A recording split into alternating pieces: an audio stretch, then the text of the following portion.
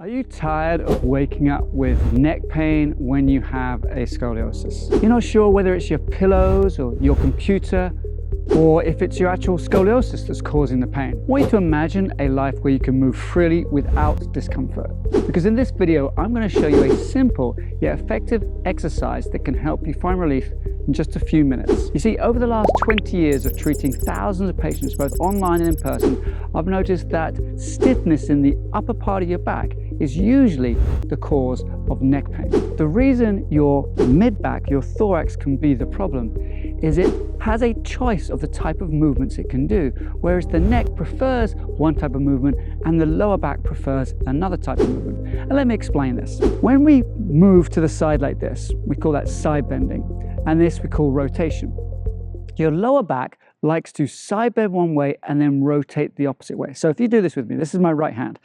If I lean down this way, this is to the right, and I try and move my hips to the right as well, it doesn't really feel very comfortable. But if I lean down this way and move my hips to the left, it works quite nicely. So this is side bending to the right, rotating left. And we call that a type 1 movement. Now with your neck, if I side bend to the right and rotate to the left, I'm going to tie it up. It feels like it's going to crack, in fact. It doesn't really like that movement. But if I side bend to the right and rotate to the right, it likes that movement. So that's called a type 2 movement. So the lower back likes one type of movement and the upper back likes the other type of movement. The mid back, however, can do both. It can lean one way and rotate the opposite way, or it can lean one way and rotate the same way. It doesn't really care. It likes both. But the more we spend time on the computer, the more we spend time driving, the more we spend time watching TV on the couch, the more the upper back gets tight. And what it says to the lower back says, hey, I'd love to help you out with your type 1 movements, but I can't do that. Or it says to the neck, I'd love to help you out with your type 2 movements, but I can't do that. And so the neck ends up doing movements that it doesn't like doing. It ends up doing more of the side bending and rotating the opposite way because the upper back doesn't do it. So we have to free up the upper back in order to save the lower back, but in this case, really save your neck. And I'm going to show you how to do that right now. All right, I've got a tree here, but you don't need a tree. You can use a wall, you can use a door, you could use a column, your imagination. Use whatever you want just to put one hand against, okay? And what we're going to do is we're going to put the back into those types of movements and use the hands to create other movements. So I'll show you what I mean.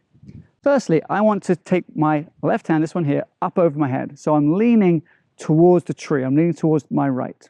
And then with this left hand, I'm going to take this hand through like this. So this is perfect. If I have a reverse C shape or a dextroscoliosis, this is the movement that's really going to help work with the curve in my upper back. Okay. And you saw I was pumping this hand forwards and backwards maybe 10, 15 times. And that really helps create extra movement that the neck no longer needs to do. However, that is a lean to the right, rotate left. That is a type 1 movement. Now we need to do a type 2 movement, so they're together, all right? So I'm going to lean this way, and rather than go forwards, I'm actually going to take my hand backwards. So I'm going to imagine I'm pulling something. I'm pulling it through behind me. So this is a type 2 movement. And now my upper back is getting a nice workout with rotation being the main source of movement with my hand moving forwards and backwards. All right, so we've warmed up the back in this type 1 movement, but what about, can we do that using the top hand as the main mover? Well, we can. So if I face the tree and I rotate forwards, so now I've rotated, and now I can take this hand, I go up and over like this. So again, people with that dextroscoliosis, so the apex or the maximum part of the curve is on the right-hand side, so I would call that a reverse C shape or a reverse S shape. This is the movement for you. You're going to take your left hand up over your head with your right hand forwards. Okay, so that is a type 1 movement, right? I've rotated left and then gone to the right. But how do we do that the other way? Well, I want to rotate backwards now, so I'm going to put my hand behind me, so I'm rotating to the right. Then I'm going to take my left hand up over my head and side bend to the right. Okay, so we've got both type 1 and type 2 on this side, and I've used this hand as a driver for the rotation, and then I use this hand as a driver for the side bending. All right, so that's great for people with a reverse S shape, reverse C curve. So let's just run through this again for people with a C shape or a regular S shape. So I'm going to turn around so you're going to see my back here. All right, to start with, we're going to take this hand up over the head here, so that's going to sort of correct or stretch that top curve in the, what we call the frontal plane, left and right. Then I'm going to take my left hand through here, really work forwards and backwards, getting some movement into my back. Then I can take it backwards like this. So this is that type 2 because I've leant to the left and I'm rotating left. Cool. Now I'm going to change that and I'm going to put my left hand forward, so I've rotated to the right, and I'm going to take my top hand up and over. And this is the type 1 movement. And then lastly, I'm going to rotate to the left. So I'm going to do that by putting the tree behind me, rotate left, and then take this hand up and over. Oh! And for me, I get clicks and pops all the way through my spine when I do that. Well, usually one side more than the other, which tells me that one side needs a little bit more work than the other side. So you might have your physical therapist and your chiropractors, and they may have told you that you need to stretch the neck, stretch your shoulders to get rid of the pain and stiffness in that area. However, they're just making their money's worth by only focusing on where you feel the pain.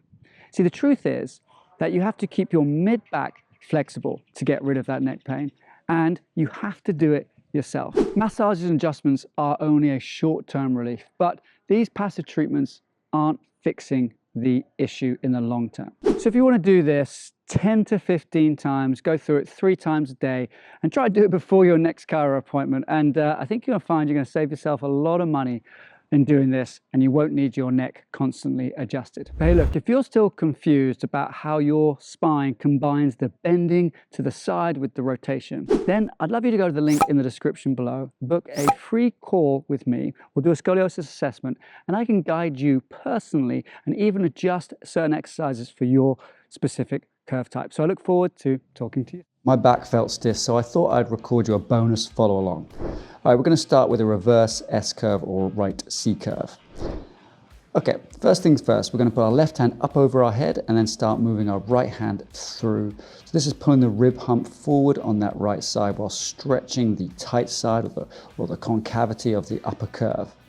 Now we're going to go the other way, and this is just mobilizing that whole upper thorax in both directions. So we're rotating right, really try and hold your hips still and just move your chest as much as possible here. All right, next we're going to put our right hand on the tree and rotate the chest towards the left. Take the left hand up over the head and open up the upper back as well. If you can coordinate this with breathing, it's even better as the breath will open up the lungs. All right, now your right hand is behind you and your chest is pointing towards the right. Hips try and remain straight. Take your left hand up over your head and work that upper curve to open it up on that concavity.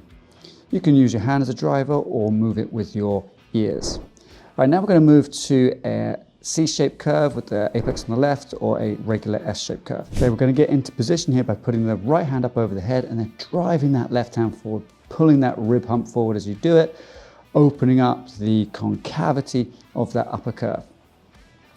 Try and keep your hips still as possible here and most of the movement going into your upper back.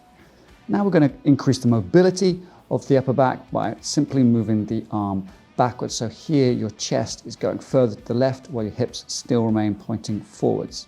All right, next movement, left hand on the tree, right hand up over your head and simply leaning down to the right here, working your upper back as much as you can. Again, try and breathe in when you do this to expand the ribs from the inside. About 10 or 15 of these movements, and then you're going to change to the other movement, which is our last movement here. So your chest points to the left, left hand goes backwards, and then the right hand goes up over the head, and reach or drive that left ear down to your left shoulder as much as possible. Really feel this opening up your upper back.